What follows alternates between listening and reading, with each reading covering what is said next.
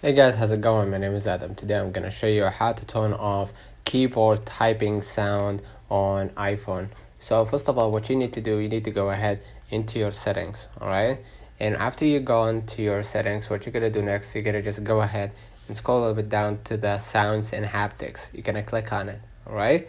And what you're gonna see right here, you're gonna see all of your, ringtone, text tone, notification sounds right here. Okay, so scroll a little bit down right here, and basically you're gonna see system sounds and haptics. And what you're gonna do, you're gonna just go ahead to the keyboard feedback, and as you can see right here, I've made the sound on, on green. That means that I can listen to the sound while I'm typing. So if you don't want to, just toggle this one off, and basically you won't hear any sounds while you're typing on your iPhone. Let's find out the comments if this video helped you. Don't forget to like and subscribe.